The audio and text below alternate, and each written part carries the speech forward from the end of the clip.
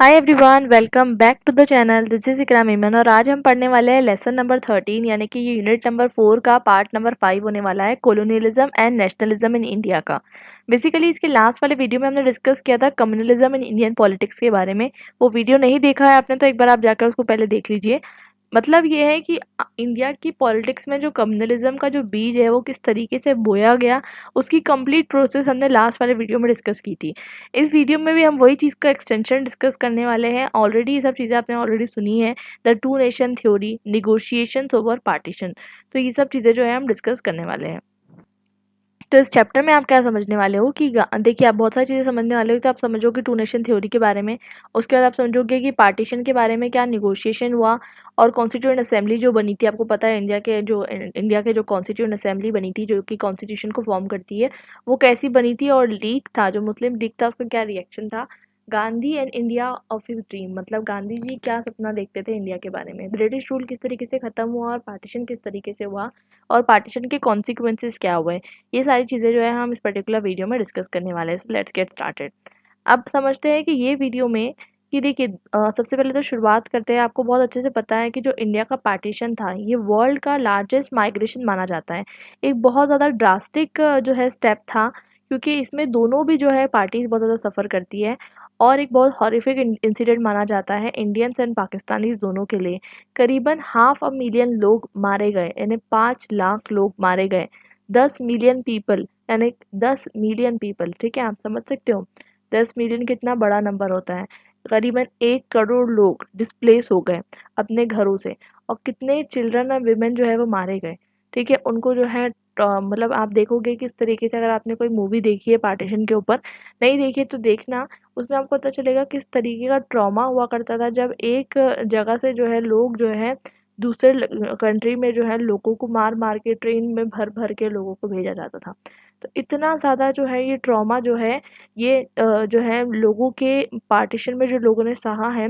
कुछ लोगों के पास आप जा सकते हो जिन लोगों ने ये ट्रॉमा जो है, आपके दादी, आपके परदादी अगर हो, तो आप पूछ सकते हो कि अगर उन्होंने ट्रॉमा जो है देखा हो, तो वो ट्रॉमा को जो है एक्सपीरियंस करना, वो ट्रॉमा को आज फ़ील करना बहुत ज़्यादा ज़रूरी इसलिए है, क्योंकि आपको ये समझ में आना चाहिए कि हमें जो है हमेशा से क्या करना चाहिए कि पीस का रास्ता अपनाना चाहिए। और जिस तरीके से जो क्या ऐसे फैक्टर्स रहे होंगे जो पार्टीशन हुआ। और देखिए, पार्टीशन होना दिक्कत नहीं थी, पार्टीशन हो जाने के बावजूद जो है एक तरीके से शांति बनाई जा सकती थी, लेकिन वो शांति क्यों नहीं बनाई गई, उसके क्या फैक्टर्स थे, वो सब हम समझेंगे। तो जैसे कि मैं आपको यहाँ पर एक जो है कहावत बताना चाहूँगी, जो कि फैज़ अहमद फैज़ ने लिखी थी इन 1974, जब वो ढाका से वापसी आ रहे थे। तो उन्होंने लिखा कि हम ही ठहरे अजनबी इतनी मुलाकातों के बाद। ठीक है, हम ही ठहरे अजनबी इतनी मुलाकातों के बाद, तो खून के धब्बे धुलेंगे कितनी बरसातों के बाद। तो बेसिकली यहाँ पर मतलब बताया जा रहा है कि आज भी आप देखोगे कि जो एक पर्टिकुलरली दोनों कंट्रीज़ के बीच में आज भी टिल इंडिपेंडेंस के 75 सालों बाद भी आज भी आप देखोगे किस तरीके का जो है एक हेट्रेड बनी हुई है। इस तरीके से जो है क्या कहते हैं, आप जो है देख सकते हो कितना ज़्यादा जो है बॉर्डर पे कभी कभी टेंशन जो है इमर्ज होकर आता है। इतने सालों में हमने कितने वॉर लड़ लिए, कितनी ट्रीटी साइन कर ली, लेकिन उसके बावजूद जो प्रॉब्लम्स है वो कंटिन्यूसली चली आ रही है। और ये प्रॉब्लम्स को ख़त्म करना बहुत ज़्यादा ज़रूरी है, ताकि दोनों कंट्री जो है वो पीसफुली रह सके।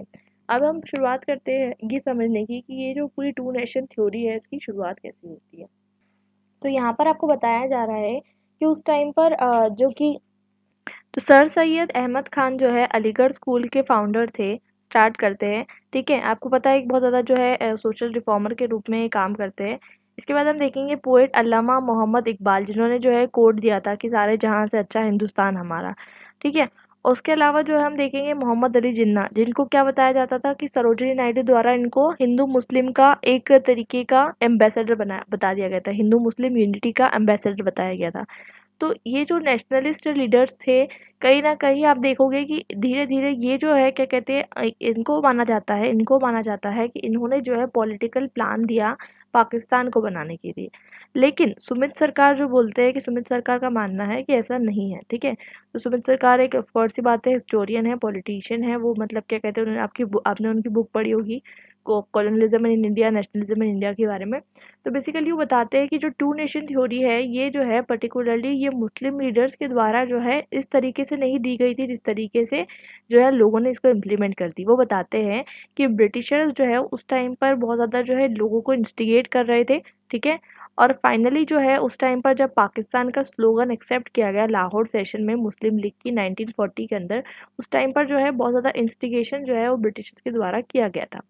अब आपको देखा जाता है तो शुरुआत अक्सर आपको ऐसा बताया जाता है कि जो इसकी शुरुआत हुई थी पार्टीशन की, ये इकबाल के एक जो है पर्टिकुलरली प्रेसिडेंशियल एड्रेस से की गई थी 1930 के अंदर।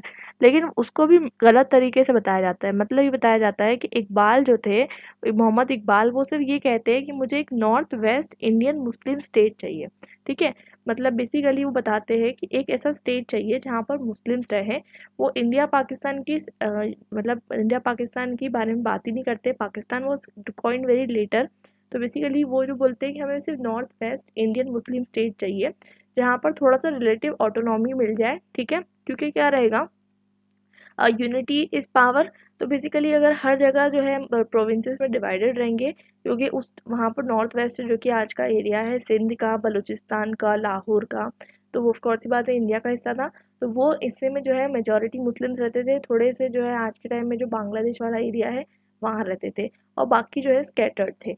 तो वो चाहते थे कि जो नॉर्थ वेस्ट जो स्टेट है ये इंडियन मुस्लिम स्टेट बन जाए, ताकि एक तरीके से एक यूनिटी जो है इमर्ज होकर आए, ठीक है।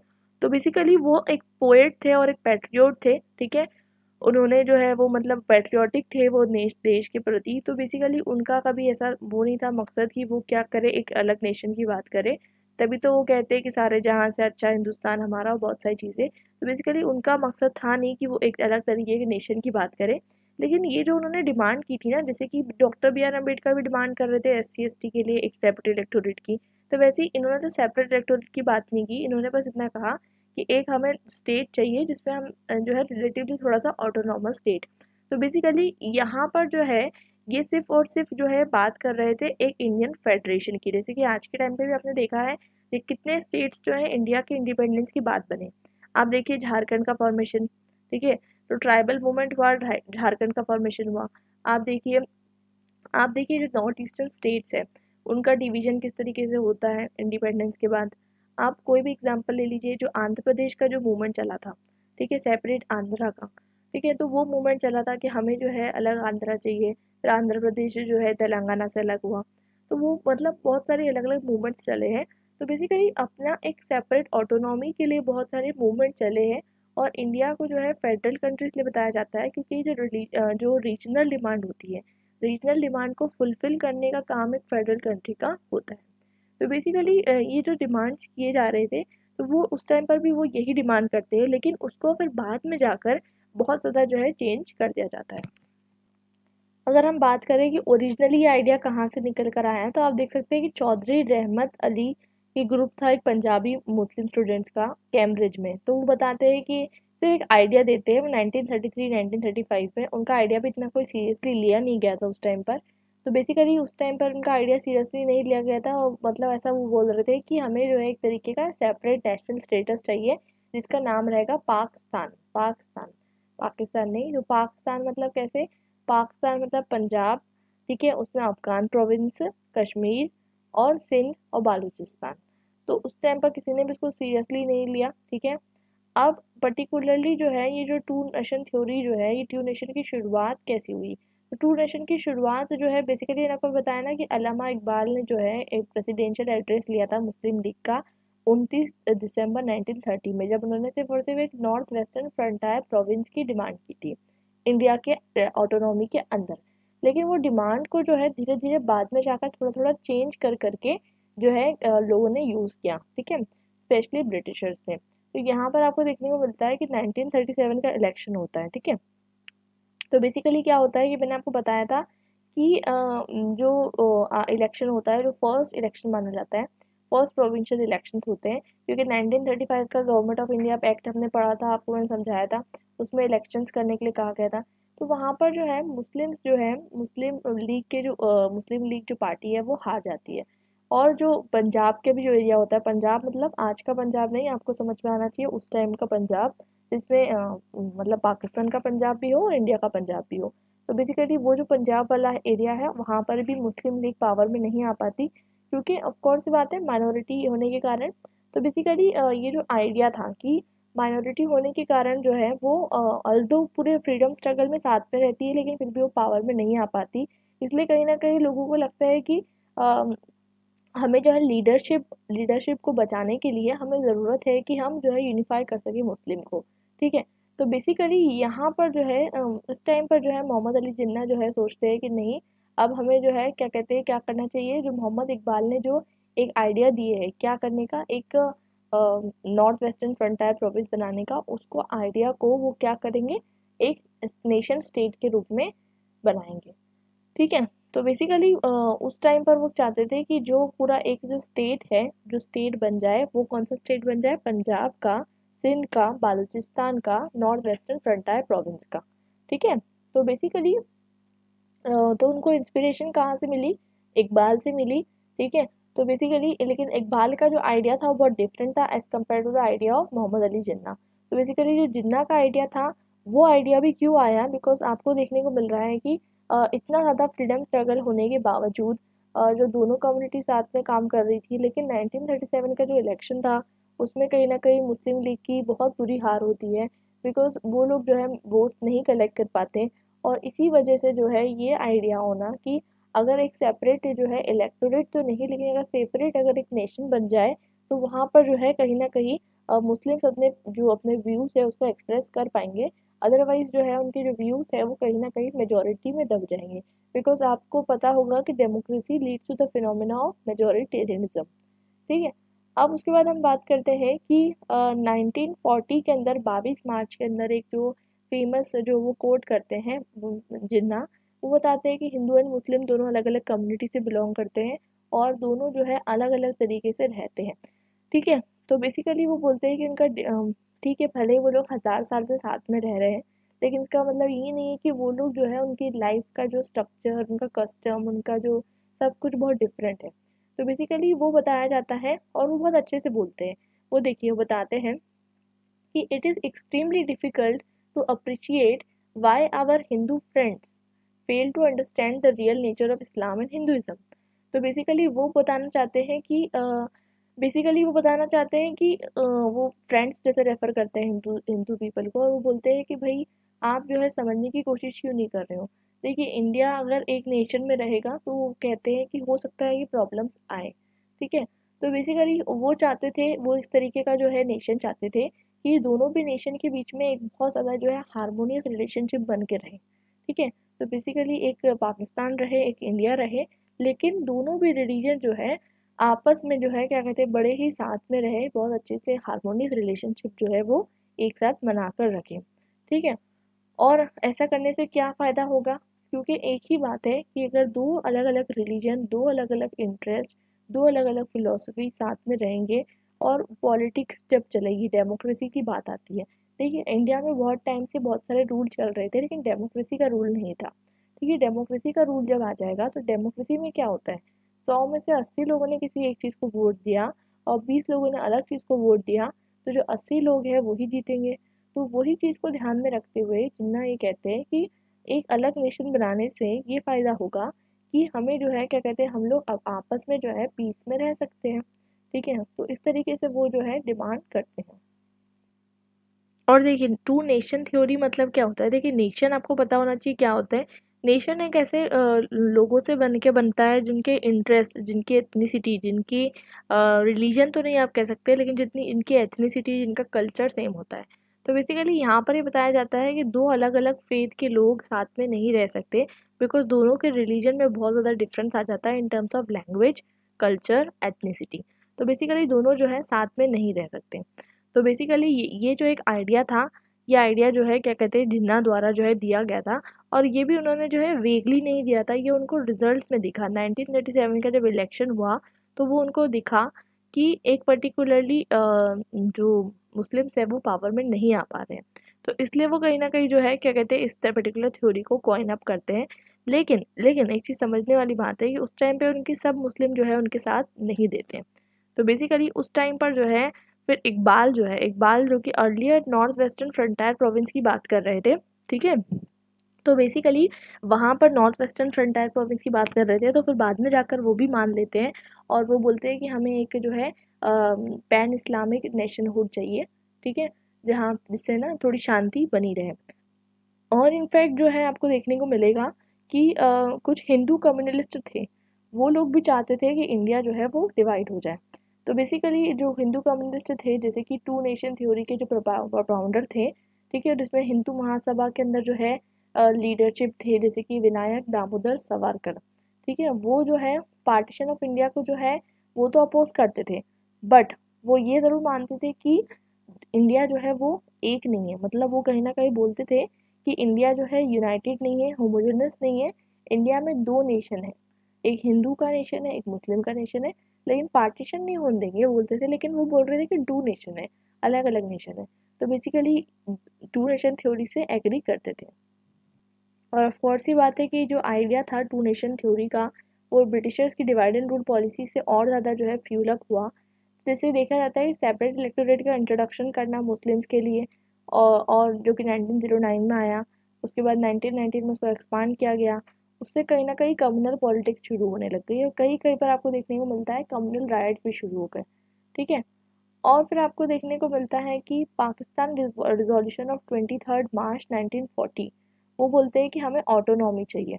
ऑटोनॉमी मतलब उस टाइम पे पार्टीशन की बात नहीं की जा रही थी, सिर्फ एक तरीके की ऑटोनॉमी की बात की जा रही थी। बिकॉज आप देखोगे कि इंडिया में जो यूनियन टेरिटरीज थी क्या है भी, बहुत सारी यूनियन टेरिटरीज। अभी देखिए आप, कश्मीर का जो स्टेटस है 370 का रिमूव किया गया, तो एक रिलेटिव ऑटोनॉमी दी गई थी बहुत सारे रीजन को।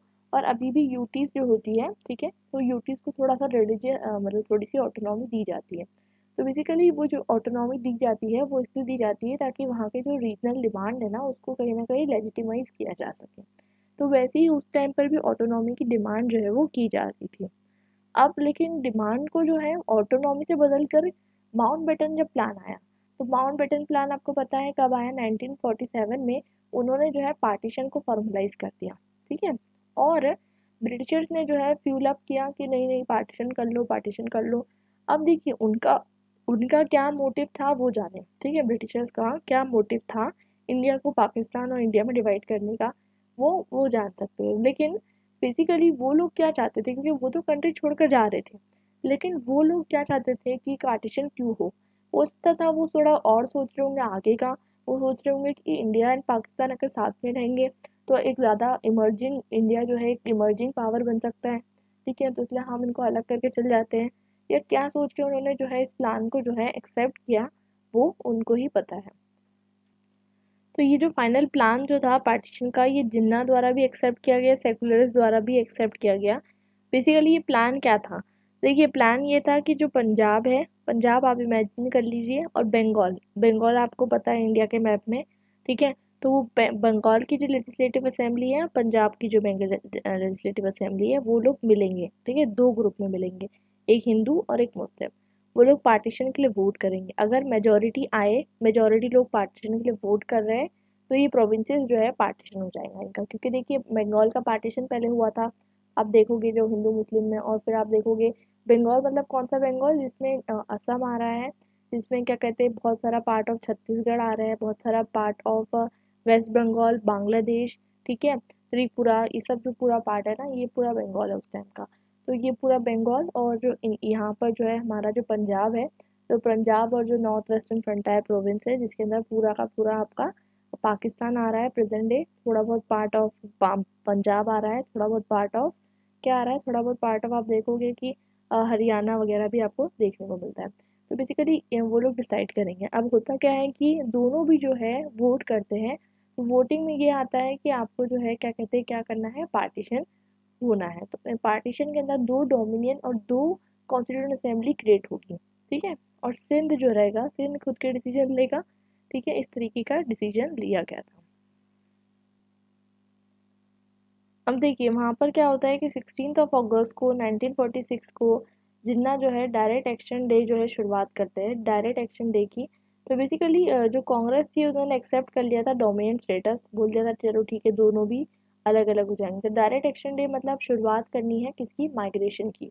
तो उनका जो ड्रीम था वो क्या था कि पीसफुली जो है लोग माइग्रेट करें इधर से उधर।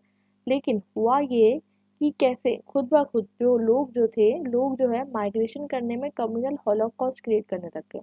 लोग एक दूसरे को मारते पीटते, ठीक है। और क्या कहते हैं, ये बहुत डेडलियस्ट था। दोनों प्रोविंसेस डिवाइड हो गए थे।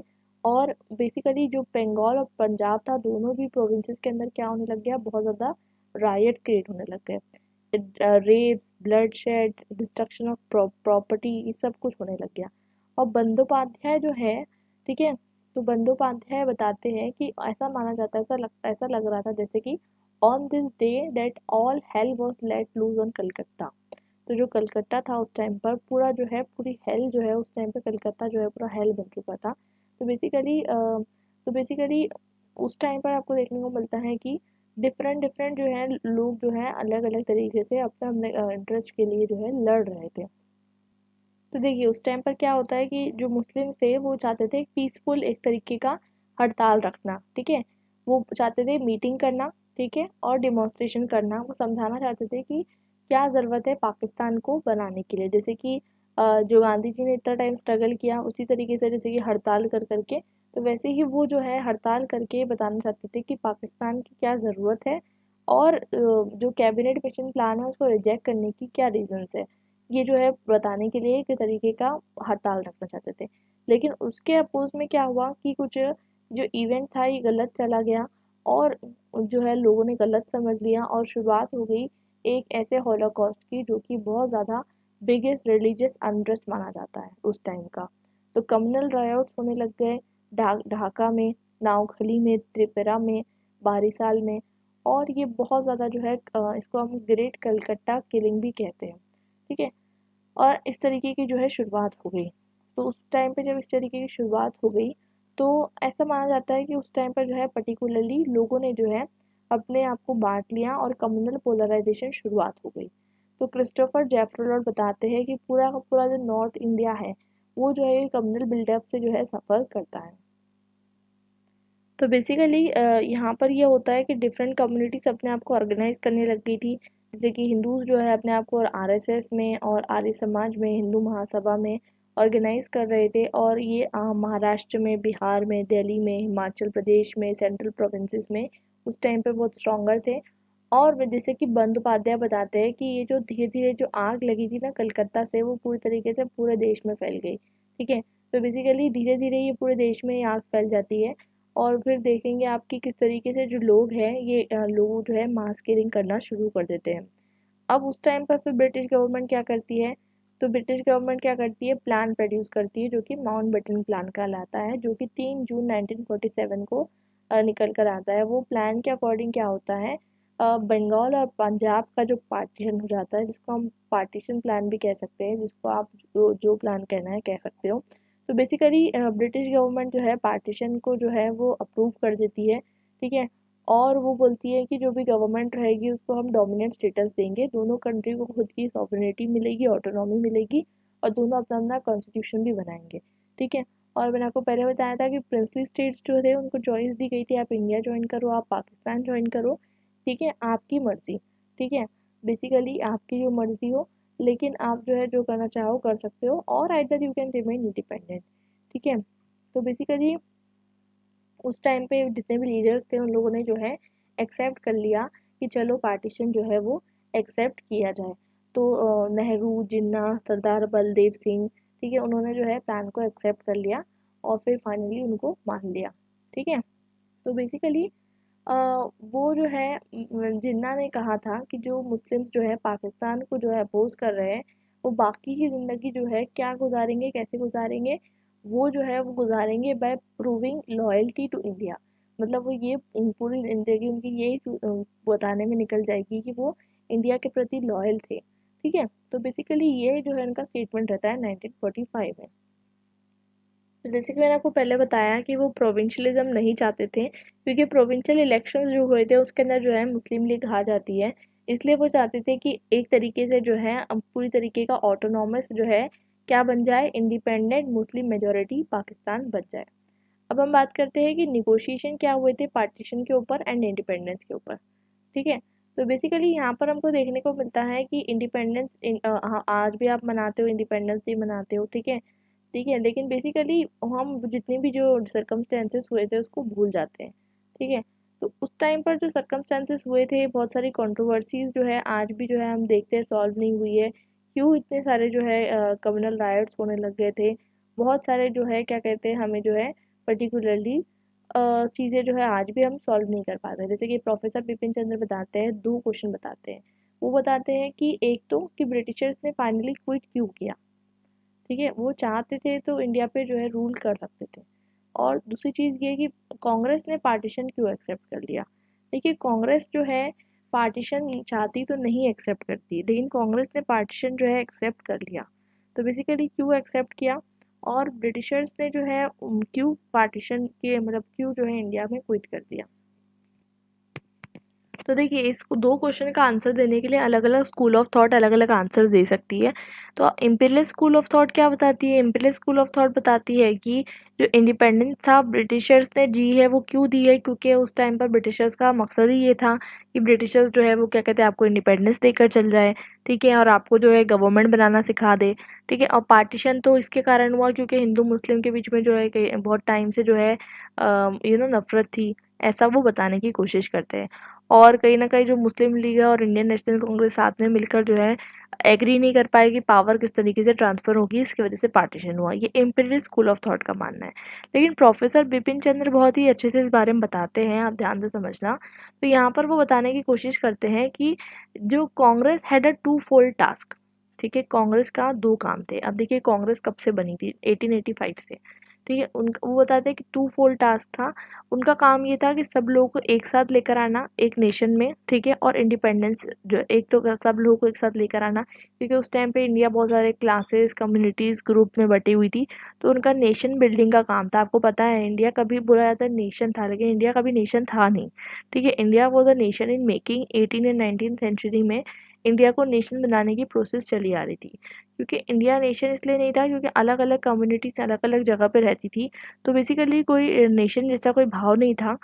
तो कोई भी मतलब एक जगह का जो है केरला का जो पर्सन है वो नॉर्थ इंडिया के पर्सन से रिलेट नहीं कर पा रहा है। आप देखोगे साउथ इंडिया नॉर्थ इंडिया में रिफ्ट है, आप देखिए ईस्ट इंडिया वेस्ट इंडिया में रिफ्ट है। तो वो इंडिया एक ऐसा नेशन नहीं था, बट बेसिकली काम क्या था कांग्रेस का कि वो उसको नेशन बनाए और साथ में ब्रिटिशर्स के खिलाफ लड़ाई करें। तो बेसिकली वो बताना चाहते हैं कि कांग्रेस ने जो है लोगों को साथ में लाने की कोशिश की थी और नेशनलिज्म को जगाने की कोशिश तो की थी बेसिकली। तो यहाँ पर लिखा है while the Congress succeeded in building up nationalist consciousness sufficient to exert pressure on British to quit India, but वो लोग जो है साथ में नहीं ला पाए मुस्लिम्स एंड हिंदू को। क्यों नहीं साथ में लेकर आए, क्योंकि उस टाइम पे आपको पता है कि जो नेशनलिस्ट लीडर्स थे वो कुछ कुछ नेशनलिस्ट लीडर्स जो थे वो बहुत कम्युनिस्ट एंगल देते थे और कहीं न कहीं जो है वो मुस्लिम्स को जो है पीछे छोड़ देते थे। जैसे कि मैंने आपको बताया था कि बंकिम चंद्र चटर्जी अपनी राइटिंग में लिखते हैं कि मुस्लिम्स जो है वो आउटसाइडर्स हैं। और जो भारत माता का सिंबल यूज़ किया जाता है और बहुत सारे ऐसे सिंबल्स यूज़ किए जाते हैं जो कि उस टाइम पर जो है एंटी कहीं न कहीं जो है देखा जाएगा कि रिलीजन से जो है इसको कंपेयर किया जा रहा है, जॉइन किया जा रहा है। तो जो है क्या कहते हैं जो माइनॉरिटी थी of the minority of the India उसके है सेंटिमेंट्स को जो है हर्ट किया जाता है। तो बेसिकली इन सब कारणों की वजह से जो कांग्रेस है उन्होंने मेजॉरिटी को अपील करना था उनको, इसलिए उन्होंने जो है जैसे कि मैंने आपको बताया गांधी जी गीता लेके चलते थे और बहुत सारी चीज़ें जैसे कि मैंने आपको बताया था कि शिवाजी पूजा, गणेश पूजा, इस तरीके के मेथड से जो लोगों को साथ में लाने की कोशिश की जाती थी। तो लोगों को मास लोगों को साथ में तो ला लिया, ठीक है? मास लोग साथ में आ गए और ब्रिटिशर्स के खिलाफ खड़े भी हो गए। लेकिन मास लोग साथ में आने के चक्कर में कहीं न कहीं उन्होंने हिंदू और मुस्लिम के बीच में जो है ना रिफ्ट पैदा कर दी। बेसिकली वो रिफ्ट पहले थी नहीं, लेकिन कहीं न कहीं नेशनलिस्ट लीडर्स ने वो रिफ्ट रिफ्ट पैदा कर दी। सुनने में बहुत अजीब लगेगा लेकिन वो नेशनलिस्ट लीडर्स ने जो है रिफ्ट अननोइंगली जो है वो पैदा कर दी। तो बेसिकली यहाँ पर हमको देखने को मिलता है, तो इसलिए जो है बिपिन चंद्र बताते हैं कि it is this contradiction success and failure of the national movement. तो नेशनल मूवमेंट का ये फेलियर था कि इंडिपेंडेंस तो मिल गई लेकिन पार्टीशन के साथ। तो देखिए इंडियन इंडिपेंडेंस एक्ट जो है वो 5 जुलाई को पास होता है 1947 में। ब्रिटिश पार्लियामेंट पास करती है और वो माउंटबेटन प्लान पे बेस्ड था और इसको 18 जुलाई को 1947 में जो है क्या मिल जाता है, असेंट मिल जाता है, ठीक है। तो बेसिकली ब्रिटिश पार्लियामेंट ने इंडियन इंडिपेंडेंस एक्ट पास कर दिया। तो देखिए जब कॉन्स्टिट्यूएंट असेंबली के लिए जो इलेक्शन हुए थे तो वो किस तरीके से हुए थे। तो 1946 में जो इलेक्शन होता है और जो ब्रिटिश प्रोविंसेस के अंदर जो सीट होती है 210 सीट होती है, ठीक है, 210 ध्यान से समझना, 210 सीट होती है, उसमें 199 सीट जो थी वो कांग्रेस जीत जाती है, ठीक है, 199। उसमें फिर बची हुई जो 11 सीट थी, 11 में से यूनियन पार्टी होती है वो 2 सीट जीत जाती है, कम्युनिस्ट पार्टी 1 सीट जीत जाती है, और शेड्यूल्ड कास्ट फेडरेशन 2 सीट जीत जाता है, और इंडिपेंडेंट लीडर्स जो है 6 सीट जीत जाते हैं, ठीक है। तो ये तो हो गया हमारा किसका इलेक्शन, ये हो गया था हमारा कौन सा इलेक्शन हो गया, ये हमारा ब्रिटिश प्रोविंसेस का हो गया। अब हम बात करते हैं कि जो 78 सीट्स जो है वो मुस्लिम के लिए रखी गई थी। तो उसमें आपको जो है देखने को मिलता है कि 78 जो है वो मुस्लिम सीट जीतते हैं, 78 में से जो है लीग जो है वो 73 सीट जीतती है, 3 कांग्रेस मुस्लिम जीतते हैं, एक यूनियन पार्टी और एक बंगाल प्रजा पार्टी। तो बेसिकली मतलब यहाँ पर कहानी ये है कि जो 296 वाला जो है, मतलब 296 मेंबर्स की जो कॉन्स्टिट्यूएंट असेंबली बनी थी उसमें से मेजोरिटी जो थी वो कांग्रेस एंजॉय कर रही थी। और क्या कहते हैं बेसिकली यहाँ पर आपको फिर वापस देखने को मिलता है कि जो है पर्टिकुलरली यहाँ पर भी मेजोरिटी कौन एंजॉय कर रही है, कांग्रेस एंजॉय कर रही है।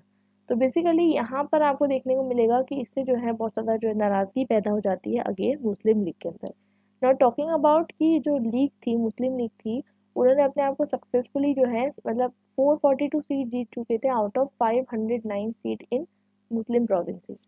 तो बेसिकली आपको मैंने पहले ही बताया कि डेमोक्रेसी के अंदर किस तरीके से होता है, 20 में से 8 लोग जो है अलग करेंगे, 12 लोग अलग करेंगे, तो जो 12 लोग हैं वो जो है पर्टिकुलरली साथ में जो है वो जीतेंगे, 8 लोग जो है वो हार जाएंगे, ठीक है। तो बेसिकली जिन्ना जो है वो चाहते थे कि इंडिपेंडेंट पाकिस्तान बनाना है, तो उन्होंने कॉन्स्टिट्यूंट असेंबली के डिबेट में पार्टिसिपेट नहीं किया, ठीक है। और उन्होंने ये भी बोला कि कोई भी लीग जो है कोई भी रिप्रेजेंटेटिव जो है वो पार्टिसिपेट नहीं करेगा इन दी कॉन्स्टिट्यूंट असेंबली। सेकेंडली वो बोलते हैं कि नेहरू को जो है हेड नहीं मानना है इंटरिम गवर्नमेंट का। अब फाइनली 9 दिसंबर 1946 में जो है कॉन्स्टिट्यूंट असेंबली मिलती है 205 मेंबर के साथ, और जो 73 लीग मेंबर्स होते हैं वो नहीं होते हैं। तो इससे कहीं ना कहीं जो है निगोशिएशन जो है शुरू नहीं हो पाता। तो अब बात करते हैं गांधी जी का क्या एम था इंडिया से। तो गांधी जी ने टू नेशन थ्योरी को तो हमेशा से रिजेक्ट किया था, और वो बोलते हैं कि वो मानते थे कि जो हिंदुज़्म एंड इस्लाम है वो दो अपोजिट कल्चर नहीं है, वो उनका मानना ये था। और बेसिकली वो भीखू पारिक के अकॉर्डिंग देखा जाए तो वो बोलते थे कि इंडिया जो है वो बोलते थे कि कोई किसी का नेशन नहीं है, इंडिया का भी कोई नेशन है ही नहीं, वो बताते थे। बट लोगों जो है अलग अलग लोग साथ में रह रहे हैं, प्लूरैलिटी है, डाइवर्सिटी है, टॉलरेंस है, डिफरेंट लोग जो है वो साथ में रह रहे हैं, और एक तरीके की सोसाइटी जो है एग्जिस्ट कर रही है। और इतनी जनरेशन से वो लोग एग्जिस्ट कर रही है हिंदू से मुस्लिम, ताकि तो वो कभी भी एक दूसरे से जो है ऑड नहीं उन्होंने फील किया। और गांधी जी बात करते हैं कि वो एक ऐसे इंडिया के लिए काम करना चाहते थे जहाँ पर जो है सारी कम्युनिटी जो है आपस में खुशी खुशी रहे, विमेन भी इंजॉय करे सेम राइट एज मैन, और जो है हम लोग बाकी पूरी दुनिया के साथ भी पीस में रहें, ठीक है। और जो है वो वही भी बोलते थे कि इंडिया में कोई हाई क्लास और लो क्लास नहीं होना चाहिए। बेसिकली उनका एक बहुत ज़्यादा उटोपियन ड्रीम था आप कह सकते हो, ठीक है। और बहुत सारी जो है प्रॉब्लम जो है फिर भी आती है। तो ये जो यूनिटी है जिसके बारे में गांधी जी एम कर रहे हैं, इसके लिए बहुत सारे ऑब्स्टिकल्स हमारे वे में आते हैं, और ये ऑब्स्टिकल्स जो है ये बहुत प्रॉब्लमेटिक हो जाते हैं, ठीक है। तो देखिए आपको पता होगा, आपने पढ़ा होगा रिगार्डिंग 9th एंड 10th में पढ़ा होगा, ईस्ट जर्मनी वेस्ट जर्मनी के बारे में पढ़ा होगा। उसके बाद किस तरीके से जो वॉल रहती है जर्मनी की वो गिरा दी जाती है और लोग जो है यूनाइट हो जाते हैं। कभी कभी आप सोचते हो कि क्या पाकिस्तान और इंडिया भी वैसा हो सकता है। तो देखिए क्या होता है ना कि अभी भी मतलब लोग है ना बात नहीं करते रिगार्डिंग इंडिया एंड पाकिस्तान को साथ में लाने की, कोई बात नहीं करता है। वैसे बातें करनी चाहिए, लेकिन फिर भी लोग नहीं करते हैं, और बेसिकली लोग जो है बस इतनी बात करने की कोशिश करते हैं कि जो जितना भी नुकसान हुआ पार्टीशन का दोनों साइड पे उसको हम कहीं ना कहीं भरपाई कर पाए, दोनों जो है रिफ्यूजीज के बारे में बात करें, दोनों कॉमन टर्म्स पे आए, दोनों एक दूसरे की फैमिली तक वालों तक के पहुंचा पाए उनके रिफ्यूजीज को, ये सब चीज़ों के बारे में बात होती है। और अखंड भारत का जो आइडिया है ना, ये अखंड भारत का आइडिया बहुत सारे लोग जो है क्या कहते हैं कहीं ना कहीं प्रमोट करते थे, और जो है ना मतलब पार्टीशन को अपोज करते थे। लेकिन ऐसा नहीं है कि अखंड भारत के प्रोपोगेंडा जो प्रोपोनेंट्स थे वो बहुत ज़्यादा जो है you know they were very you know secular, ऐसा नहीं था। मैंने आपको पहले बताया था वीरी सावरकर के बारे में और श्री अरबिंदो के बारे में, they were a bit of having a communalist in their ideology. वैसे मैंने आपको जैसे पहले बताया कि हर जो है इंडिया नहीं चाहता था कि पार्टीशन हो, तो बेसिकली डिफरेंट डिफरेंट स्कीम दी जा रही थी कि कॉन्फेडरेशन करके या फिर फेडरेशन बनाकर या फिर जो है ऑटोनॉमी देकर फेडरल स्टेट का फॉर्मेशन करके अलग अलग तरीके से सेपरेट इलेक्टोरेट देकर एटलीस्ट सब कम्युनिटी साथ में रह सकती है, ऐसे अलग अलग आइडियाज़ दिए जा रहे थे। जैसे कि जफरुल हुसैन और हुसैन कादरी चार इंडिपेंडेंट स्टेट्स की बात करते हैं, जैसे पाकिस्तान, बंगाल, हैदराबाद एंड हिंदुस्तान। ठीक है, ये उस टाइम पर वो स्ट्रक्चर इस तरीके से था। आप इमेजिन करिए हैदराबाद जो होता था वो पूरा साउथ इंडिया जो है ना ऑलमोस्ट हैदराबाद के अंदर आ जाता था। ठीक है, हिंदुस्तान का जो एरिया आप नॉर्थर्न प्रोविंसेस को देखिए, थोड़ा सेंट्रल प्रोविंसेस को देखिए, बंगाल का एरिया आप पूरा नॉर्थ ईस्टर्न स्टेट्स को देख लीजिए, और पाकिस्तान वाला जो एरिया है ना वो तो ऑफकोर्स आपको पता ही है। तो 4 स्टेट का कॉन्सेप्ट देते हैं, तो बेसिकली मतलब वो सब लोग इंडिया के फेडरेशन के अंदर रहेंगे। ठीक है, एक तरीके से इंडिया का कॉन्फेडरेशन रहेगा। जैसे कि आप देखते हैं यूएसए, तो यूएसए में 51 स्टेट्स जो है मिलकर साथ में आते हैं, अभी भी साथ में एग्जिस्ट कर रहे हैं ना। तो वैसे ही जो देखेंगे आपकी वैसे ही पंजाब यूनियनिस्ट प्रीमियर रहते हैं सिकंदर हयात खान, वो बताते हैं कि 3 टायर स्ट्रक्चर रख सकते हैं। 3 टायर स्ट्रक्चर जैसे कि इंडिया के अंदर कैसा होता है, लेजिस्लेटिव असेंबली होती है, और एक होती है हमारी मतलब हर एक स्टेट की लेजिस्लेटिव असेंबली अलग होती है, विधानसभा, उसके बाद राज्यसभा, सेंट्रल लेवल पे लोकसभा। तो बेसिकली वो बोलते हैं कि 3 टायर स्ट्रक्चर रख लेते हैं, और हर प्रोविंसेस के अंदर अपना ना ऑटोनोमस स्ट्रक्चर रखेंगे, और 7 रीजन जो है ना उसके खुद के रीजनल लेजिस्लेचर रखेंगे। ठीक है, हर एक रीजन का अलग अलग लेजिस्लेचर रहेगा, और ऑटोनॉमस प्रोविंसेस को अपना लेजिस्लेचर मिलेगा। तो बहुत सारी अलग अलग चीज़ें जो है लोग बता रहे थे, करने की कोशिश कर रहे थे, बट इसके बावजूद क्या हुआ ना कहीं एक बहुत ज़्यादा लैक ऑफ कोऑर्डिनेशन हुआ। लीडर्स ने आपस में निगोशिएट नहीं किया। आप देख सकते हो इतने इतने प्रोमिनेंट लीडर्स थे उस टाइम के, चाहते तो वो लोग अच्छे से जो है कर सकते थे, कोशिश कर सकते थे कि सब लोग को साथ में लेकर आए, और उनके डिमांड्स को अकोमोडेट करने के लिए बहुत सारी चीज़ें करी जा सकती थी, लेकिन वो चीज़ें जो है हो नहीं पाई। अब हम देखते हैं कि जब ब्रिटिश रूल खत्म हो गया और पार्टीशन जो है हो जाता है, तो उससे क्या होता है। तो मैंने आपको बताया पहले ही कि जो माउंटबेटन प्लान पास होता है, तो माउंटबेटन प्लान के अंदर ये बताया जाता है कि इंडिया को 15 अगस्त के दिन इंडिपेंडेंस दी जाएगी। तो उस प्लान के तहत बहुत सारी चीज़ें होती है, जैसे कि बताया जाता है कि सेक्रेटरी ऑफ स्टेट की जो पोजीशन थी इंडिया के अंदर वो अबॉलिश कर दी जाएगी, और साथ साथ जो बंगाल और पंजाब के फ्रंटायर्स है जो कि डिवाइडेड है, और वो भी जो है अबॉलिश कर दी जाएंगे, जो कि मिस्टर रेडक्लिफ जो है कहीं ना कहीं। आपको पता है रेडक्लिफ लाइन जो है क्या कहते हैं, आपको पता है रेडक्लिफ लाइन क्या होती है? रेडक्लिफ लाइन के बारे में पढ़ना, अगर आप कॉम्पिटेटिव एग्जाम की प्रिपरेशन कर रहे हैं तो देखिए, रेडक्लिफ लाइन है ना वो बनाई जाती है जिसमें डिवीजन होता है बिटवीन पंजाब एंड बंगाल। तो पंजाब एंड बंगाल आपको पता है ना, पंजाब जो ईस्ट पंजाब वेस्ट पंजाब में डिवीजन होता है, बंगाल जो ईस्ट बंगाल वेस्ट बंगाल में पार्टीशन होता है, तो वो तरीके का डिवीजन जो है किया जाता है। गवर्नर जनरल जो है वो नॉमिनेट किया जाएगा क्वीन ऑफ इंग्लैंड पे, ठीक है, क्वीन ऑफ इंग्लैंड के द्वारा। ठीक है, और है ना हर एक मतलब पहले जो है ना थोड़ा टाइम तक कॉन्स्टिट्यूशन नहीं बनता, तब तक गवर्नर जनरल रेगुलेट कर रहे थे, मतलब इंडिया का स्टेटस कैसा था, डोमिनेंट स्टेटस था, जब तक कि हमारा कॉन्स्टिट्यूशन फॉर्म नहीं हो गया। तो बेसिकली वो क्या करेगा, स्टेट का कॉन्स्टिट्यूशनल हेड रहेगा, वो जजमेंट नहीं करेगा, कुछ नहीं करेगा, बट उसका काम रहेगा कॉन्स्टिट्यूशनल हेड रहने का। ठीक है, और बेसिकली बहुत सारी चीज़ें जो है उस टाइम पे बनाई जाती है। दूसरी चीज़ ये होती है कि ऑफकोर्स ही बात है कि ब्रिटिशर्स का जो रूल है वो ख़त्म आ जाता है, उसके बाद जो है पावर जो है ना क्या कहते हैं स्टेट्स को दी जाती है। सबसे इंपॉर्टेंट चीज़ मैंने आपको पहले बताया, पिछली स्टेट्स को पावर दी जाती है, इंडिया ज्वाइन करे, पाकिस्तान ज्वाइन करे, इंडिपेंडेंट रहे। ठीक है, और ऑफिस ऑफ कॉमनवेल्थ अफेयर्स का जो ऑफिस था, वो जो है यूके का गवर्नमेंट मतलब यूके की गवर्नमेंट का रिलेशनशिप इंडिया के साथ मेंटेन करने के लिए रिस्पॉन्सिबल हो जाता है। और East Bengal, West Pakistan, Sindh, British Baluchistan, ये सब पाकिस्तानी प्रोविंसेस रहेंगे। और ये जो रहेंगे टाइटल ऑफ जो किंग रहेगा और एम्पेरर रहेगा, ये जो है ना ये वापस ले लिया गया, ख़त्म कर दिया गया। और बेसिकली मतलब क्या कहते हैं, दूसरी चीज़ ये हो जाती है कि ये जो टाइटल है, मतलब ये जो एरिया है नॉर्थ वेस्टर्न फ्रंटियर प्रोविंस का, ये पाकिस्तान का पार्ट बन जाएगा अगर रेफरेंडम के अंदर आता है तो। अब इंडिया इंडिपेंडेंस एक्ट आ गया, तो इंडिया इंडिपेंडेंस एक्ट से लोग खुश भी हो रहे थे, दुखी भी हो रहे थे, बिकॉज ऑफ कोर्स ही बात है, इंडिपेंडेंस आई थी इतने सालों बाद, 200 सालों बाद आई थी। उसके दुख, उसका खुशी भी थी, और साथ साथ पार्टीशन का दुख भी था। तो बेसिकली हम देखते हैं कि बहुत सारे लोग जो है इसको डिसअप्रूव कर रहे थे इस लॉ को। ठीक है, लेकिन उसके बावजूद ये तो बात हो ही गई कि इंडिया जो है आज़ाद होने वाली थी। ठीक है, तो एक्ट को जो है इम्प्लीमेंट कर दिया गया 15 अगस्त 1947 को, और 2 इंडिपेंडेंट डोमिनियन उस टाइम पे डोमिनियन बनते हैं। ठीक है, मैंने आपको पहले बताया, जब तक कि कॉन्स्टिट्यूशन फॉर्म नहीं होता तब तक इंडिया का स्टेटस कैसा था, डोमिनियन स्टेटस था। अब पार्टीशन के कॉन्सिक्वेंसेस क्या होते हैं, जिसके आज भी हमको जो है देखने को मिलती है चीज़ें, जो आज भी जो है दोनों कंट्री के बीच में एनमिटी जो है बना के रखी है। एक तो कम्युनल वायलेंस बहुत ज़्यादा हुआ उस टाइम पे। क्या होता है कि ब्रिटिशर्स जो है ना, उनको पता था हम छोड़ कर जा रहे हैं, तो जैसे होता है ना मत से न्याय वाला कॉन्सेप्ट, कि कोई देखने वाला नहीं है, किसको मारो पीटो जो करना है करो, there was no law, there was no custody, there was no order. तो बेसिकली वहाँ पर उन्होंने जो है कोई भी तरीके का लॉ एंड ऑर्डर नहीं रखा, ना ही कोई प्लान रखा कि ट्रांसफ़र किस तरीके से होगा। तो आप देख सकते हो कि इतना ज़्यादा वायलेंस होने लग गया, और इसमें आप बोल सकते हो एथनिक क्लिनजिंग होने लग गई। जैसे कि आपको पता होगा कि जर्मनी के अंदर क्या होता है कि नॉर्डिक आर्यंस, ठीक है, नॉर्डिक आर्यंस को जो है चूजन बताया जाता है और जूस का मास किलिंग किया जाता है। वैसे इंडिया के अंदर और पाकिस्तान के अंदर भी वाइस वर्सा चीज़ें ऐसी ही हो रही थी, और बहुत ज़्यादा कम्युनल वायलेंस होता है। और ये एक माइग्रेशन मूवमेंट था जिसके अंदर बहुत ज़्यादा लोगों को जो है अपने घर बार छोड़कर, सिर्फ घर बार नहीं, सोचिए आप, अपनी बिलोंगिंग्स को छोड़कर पैदल पैदल अक्सर जो है दूसरी जगह ट्रैवल करके जाना पड़ रहा था। उनको फैमिली मेम्बर्स, उनकी प्रॉपर्टी, उनकी लैंग्वेजेस, उनका जीने का तरीका सब बदल चुका था। और ठीक है, यहाँ पर बहुत सारे सिंधीज़ जो थे उन्होंने अपनी लाइफ जो है छोड़ दी थी, मतलब लाइफ का तरीका छोड़ दिया था। मोहाजीज, बालूचीज, पख्तून्स और ये सब लोग जो है अपने जीने का तरीका, कल्चर वगैरह सब छोड़ चुके थे।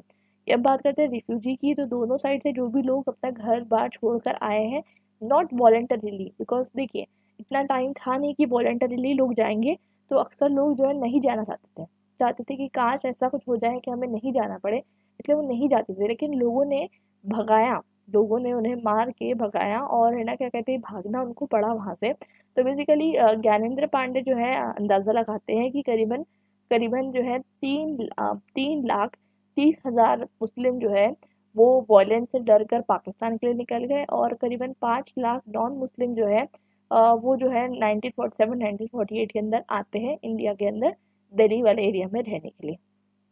और सबसे इम्पोर्टेंट चीज़ यहाँ पर ये होती है कि इंडिया और पाकिस्तान के बीच में ये जो पूरा तरीके का जो जहर है वो घुल गया उस टाइम से। और आप देखोगे कि इससे जो है कहीं ना कहीं हिंदू मुस्लिम डिस्ट्रस्ट पैदा हो गया बहुत टाइम तक के।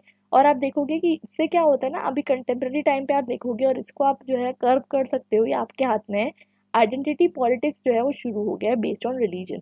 तो आपको देखने को मिलता है कि पॉलिटिकल पार्टी जो है एक पर्टिकुलर रिलीजन को फेवर करके वोट जो है अपने फेवर में कास्ट करने की कोशिश करती है, इसे हम कहते हैं आइडेंटिटी पॉलिटिक्स। तो ये आइडेंटिटी पॉलिटिक्स जो है ना, ये मतलब हम पाकिस्तान को नीचे दिखाएंगे, पाकिस्तान को जो है क्या कहते हैं, कहीं ना कहीं टारगेट बनाकर वोट जो है जीते जाते हैं। तो इस तरीके की आइडेंटिटी पॉलिटिक्स और इस तरीके की जो रिलीजन बेस्ड पॉलिटिक्स होती है, इससे हमें बचने की कोशिश करना चाहिए। बिकॉज अल्टीमेटली जो है इंडिया एंड पाकिस्तान एक टाइम पे साथ में थे, एक टाइम पे सब भाई भाई थे। वो ह्यूमैनिटी वाला जो आइडिया है वो हमें जो है कहीं ना कहीं इनकलकेट करना चाहिए। दूसरी बात हम बात करते हैं कि unsolved question of Jammu and Kashmir. आपको बहुत अच्छे से पता है, इंडिया की आज़ादी के बाद इंडिया और पाकिस्तान ने 3 वॉर लड़ ली है, ठीक है। आपको पता है कि 1965 में, एक आपको पता है कारगिल वॉर। तो 3 वॉर जो है लड़ चुके हैं। उसके बाद भी जो है सिचुएशन ठीक नहीं हो रही, सब लोग कश्मीर कश्मीर कर रहे हैं, और जो है ना क्या कहते हैं, अभी तक सॉल्व नहीं हुआ है डिस्प्यूट। और जम्मू एंड कश्मीर के अंदर आर्टिकल 370 लगा हुआ था, अभी रिसेंटली अबॉलिश हुआ है, आपको बहुत अच्छे से पता है। तो बेसिकली ये दोनों भी जो है Pakistan occupied Kashmir, India occupied Kashmir, उसमें जो है बहुत सारी चीज़ें जो है चल रही हैं। बहुत सारी इंसर्जेंसी, टेररिस्ट अटैक वगैरह सब चीज़ें हो रही है, अभी तक प्रॉब्लम जो है वो सॉल्व नहीं हुई है। उसके बाद बात करते हैं क्रॉस बॉर्डर टेररिज्म। आपको पता है टेररिज्म जो है, टेररिज्म एक कंट्री से दूसरी कंट्री के बीच में फैलता है। तो बेसिकली दोनों कंट्री, पाकिस्तान और इंडिया, दोनों भी इससे अफेक्टेड है। आप जो है क्या कहते हैं, मूवीज़ में देख लेते हो बहुत अच्छे से और फिर भुला देते हो, लेकिन ये सब चीज़ें प्रैक्टिकल लाइफ में हो रही है। कितने लोग अपनी जान गंवा रहे हैं बॉर्डर पे, दोनों साइड पे गंवा रहे हैं, और दोनों साइड को जो है कहीं ना कहीं बहुत ज़्यादा प्रॉब्लम हो रही है उस पर्टिकुलरली, सिर्फ उस पार्टीशन से नहीं, क्योंकि पार्टीशन तो 75 साल हो गए। बट पार्टीशन के बाद भी आज भी जो पॉलिटिकल पार्टीज है वो रीजनल पॉलिटिक्स खेलती है, रिलीजन पॉलिटिक्स खेलती है। दूसरी बात यहाँ पर जो है आइडेंटिटी पॉलिटिक्स खेलती है, इसकी वजह से जो है कहीं ना कहीं ये प्रॉब्लम जो है और ज़्यादा एग्रेवेट हो रही है। उसके बाद जो है अनडिक्लेयर्ड वार है, जिसको हम कहते हैं ग्रे जोन कॉन्फ्लिक्ट, ठीक है। ग्रे जोन कॉन्फ्लिक्ट मतलब बेसिकली एक कंट्री जो है क्या कहते हैं, मतलब अपना जो है क्या कहते हैं, सब लोग दोनों के दोनों दोनों की कंट्री की जो है, दोनों कंट्री की जो है ना, जैसे कि आपको पता होगा ना, एक बहुत अच्छा कॉन्सेप्ट कि एक कंट्री का टेररिस्ट दूसरे कंट्री के लिए जो है शहीद माना जाता है, ठीक है। एक कंट्री हम बोलते हैं टेररिस्ट है, सामने वाला कंट्री बोलेगा शहीद है, सामने वाला कंट्री बोलेगा टेररिस्ट है, हम बोलेंगे शहीद है, ठीक है। तो ऑफ कोर्स सी बात है, दोनों चीज़ें जो है दोनों कंट्री इस तरीके से काम कर रही है, और ये दोनों चीज़ें जो है वर्कआउट कर रही है। अब उसके बाद बात करते हैं बांग्लादेश का क्रिएशन होना। तो बांग्लादेश का क्रिएशन होना जो है अनएक्सपेक्टेड था, ठीक है। बांग्लादेश पहले इंडिया मतलब पाकिस्तान का पार्ट था। तो जो है 42% जो है नॉन मुस्लिम पॉपुलेशन जो है वो ईस्ट पाकिस्तान में बसती है, ठीक है। आज के टाइम में जो है हम देखेंगे ना, जो हमारा प्रेजेंट डे बांग्लादेश है, तो बेसिकली यहाँ पर मतलब बहुत सारे लोग जो है ना वहाँ से इंडिया में आ जाते हैं, ठीक है। क्यों क्यों इंडिया में आ जाते हैं, क्योंकि आपको पता है ना कि वो तो उस टाइम पे पाकिस्तान था, तो बेसिकली वो जो ईस्ट पाकिस्तान था जिसको हम आज बांग्लादेश कहते हैं, तो वहाँ से भी लोग नॉन मुस्लिम यहाँ पर आ जाते हैं। उसके बाद क्या होता है, धीरे धीरे आप देखोगे कि यहाँ पर रिफ्यूजी आ गए, इतने सारे लोग आ गए, बहुत सा प्रेशर बढ़ गया वेस्ट बंगाल की गवर्नमेंट के ऊपर। ठीक है। उसके बाद जो है बेसिकली वायलेंस जो है ना बंगाल में हुआ ना, बंगाल का वायलेंस थोड़ा सा रिलेटिवली कम था एज कम्पेयर टू पंजाब। ठीक है। और बंगाली लैंग्वेज का नेशनलिज्म भी था, तो उसके कारण बाद में जाके आपको पता है बांग्लादेश का फॉर्मेशन होता है शेख मुजीबुर रहमान के अंदर। बांग्लादेश का इमरजेंस होता है 1971 के अंदर, वो सब आपको पता है। आपको पता होना चाहिए ये सब चीज़ें, आपने 12th में पढ़ी है। ठीक है, तो आपको पता है कि ईस्ट पाकिस्तान वेस्ट पाकिस्तान किस तरीके से होता है, विजय दिवस and all that particular things, तो आपको सब कुछ पता होना चाहिए। उसके बाद हम देखते हैं कि ये जो पूरी तरीके का जो पार्टीशन जो चला आ रहा था, ये इंडियन मुस्लिम्स और साथ साथ जो है इंडियन मतलब इंडियन मुस्लिम्स की बात करी जाए तो उनके लिए भी जो है कहीं ना कहीं बहुत ज़्यादा जो है नुकसानदायक था, क्योंकि उनको बहुत ज़्यादा टाइम तक सब्जुकेशन फेस करना पड़ा। और आज भी आप देखोगे पॉलिटिकल पार्टीज जो है वो किस तरीके से, जैसे कि हिंदू नेशनलिज्म के बेसिस पे इंडिया में और इस्लामिक नेशनलिज्म के बेसिस पे पाकिस्तान में जो है किस तरीके से लोगों को जो है इकट्ठा कर रही है। क्योंकि जो है मैंने आपको बताया democracy is based on the principle of majoritarianism, मतलब मेजोरिटी विल विन। तो बेसिकली यहाँ पर बात आती है कि ये जो कम्युनल आइडेंटिटी का प्रॉब्लम है, ये आज भी जो है इंडिया की इंटरनल सिक्योरिटी में बहुत बड़ा प्रॉब्लम है। तो बेसिकली हम देख सकते हैं कि अब जो है हम समरी पे आ चुके हैं, तो हम समरी कर लेते हैं। हम देखते हैं कि जो पार्टीशन की शुरुआत है हम 1900 से देख सकते हैं। तो बेसिकली हम देख सकते हैं किस तरीके से जब बंगाल का पार्टीशन हुआ था, और जो ब्रिटिशर्स ने जितनी भी पार्टीशन की, जितनी भी डिवाइड एंड रूल पॉलिसी की, उसकी वजह से पार्टीशन जो है हमारे इंडिया का हुआ। लेकिन हम ये नहीं कह सकते कि जो बेसिकली हम ये नहीं कह सकते कि हम जो है क्या कहते हैं बहुत ज़्यादा जो है पर्टिकुलरली, ये बात बहुत गलत हो जाएगी कि क्या कहते हैं हमारी कोई गलती नहीं है, सब ब्रिटिशर्स ने करके गए। That's wrong. बेसिकली आपको ये भी समझना है कि कहीं ना कहीं लीडर्स जो है अपने आप में निगोशिएट नहीं कर पाए। That is also very great problem. तो अब उसके बाद बात करते हैं कि पार्टीशन जो है वो हो जाता है, आपको पता है ब्रिटिश इंडिया का 1947 में 14/15 ऑफ 1957, और इसी इवेंट को हम कहते हैं पार्टीशन। रिफ्यूजीज आपको पता है क्या है, यहाँ पर डेफिनेशन कुछ दी हुई है। आरएसएस जो है कम्युनल ऑर्गेनाइजेशन है जो कि हिंदूज की है, जो कि psychological construction of Hindu nation की बात करती है। आपको जो है ज़रूरत है कि आप जो है इस तरीके के ऑर्गेनाइजेशन से दूर रहें। तो उनके जो वॉलंटियर्स हैं उनको हम स्वयं सेवक कहते हैं। और वो हिंदू नेशन के बारे में बात करती है, मतलब हिंदू नेशन का फॉर्मेशन कहीं ना कहीं अनसेकुलर है, कहीं ना कहीं जो है डेमोक्रेसी के अगेंस्ट है। टू नेशन थ्योरी जो है रिलीजियस नेशनलिज्म का प्रिंसिपल है, मतलब टू नेशन थ्योरी जो है रिलीजियस नेशनलिज्म का फेवर है, जिसके कारण जो है कहीं ना कहीं दोनों भी कम्युनिटीज जो है अलग हो जाती है और सेपरेट होमलैंड क्रिएट हो जाता है। तो इसी के साथ हमारा जो ये वाला वीडियो है ये ख़त्म होता है, और ये जो चैप्टर है ये भी ख़त्म होता है। और आप जो है पढ़ना चाहते हो तो यहाँ पर आपको कुछ चीज़ें दी गई है, जैसे कि बिपिन चंद्र की book nationalism and colonialism in India. उसके बाद राज टू स्वराज वाली रीडिंग, और बहुत सारी रीडिंग्स यहाँ पर दी गई है, आप रेफ़र कर सकते हो। पीडीएफ मैं शेयर कर दूंगी टेलीग्राम चैनल पे, आप वहाँ से रेफ़र कर लेना। ठीक है, तो मिलते हैं हमारे नेक्स्ट वीडियो में एक नए यूनिट के साथ जिसका नाम रहेगा सोशल मूवमेंट्स। ये फिनिश कर लेंगे हम जल्द ही, और फिर हमारा जो है CNI ख़त्म हो जाएगा। यूपीटी जो है वो मैंने ऑलरेडी अपलोड कर दी हूँ, वीडियो सारे के सारे यूनिट कवर हो चुके हैं, आप ज़रूर वहाँ से चेकआउट कर लीजिए। और नोट्स आपको जो है धीरे धीरे मिलते जाएंगे, because I am also working, I am also human. तो जैसे जैसे हो सकता है वैसे वैसे मैं नोट्स अपलोड कर दूंगी, और जो है आपको सारे नोट्स जो है मिल जाएंगे on the Telegram channel. Link आपको मिल जाएगी डिस्क्रिप्शन बॉक्स में। तो मिलते हैं हमारे नेक्स्ट वीडियो में, till then bye and happy learning.